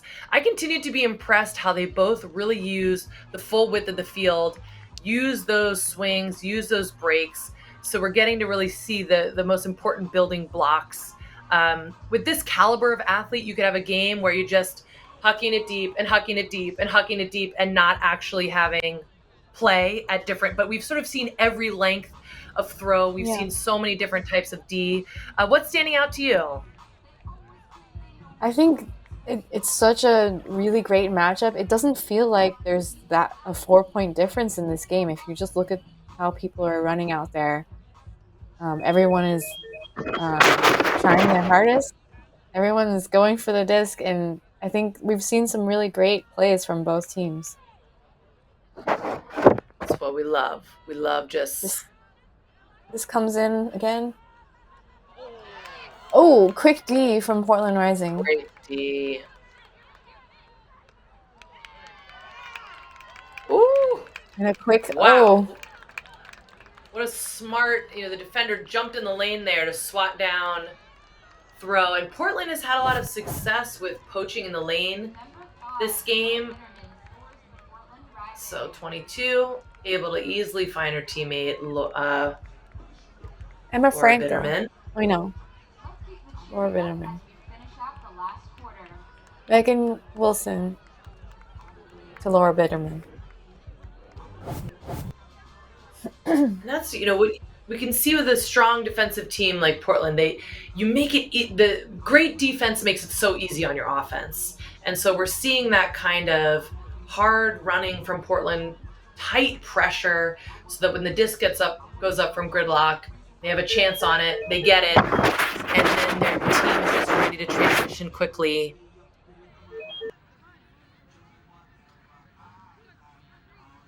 Let's see what happens in the last seconds. You're too popular, Judy. Yeah, they're just like, make more jokes. We need more. Tell long stories. Just people are calling me, but I'm not going to listen. One last pull from number 23 on Portland Rising, Colette Pellegrini. Lands towards the sideline. B-cap picks it up.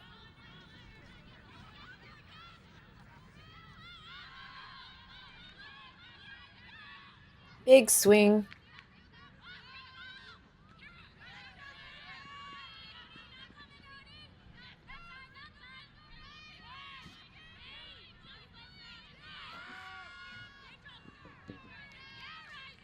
Oh, too short. Can't get it near Inoue. You know it wasn't a good throw because Inoue has just been an incredible receiver in this point. And that is the game. So the buzzer went off during that point, and the turnover meant, or it just is over at the buzzer of the fourth quarter. So that is it. It is 20 Portland Rising, 15 New York Gridlock. Look at those smiles, even on Gridlock here. They know they worked hard. It was a great game. Kudos to all the athletes. You just can't help but smile when you see just people working hard at a game they love. It was our pleasure to broadcast for you all here tonight. I'm Judy Jarvis signing off with my co-correspondent, Chewy. Chewy, thanks for being here. Thanks, everybody. Have a good night, and make sure you tune in for the next Premier Ultimate League game. We will see you there. Good night.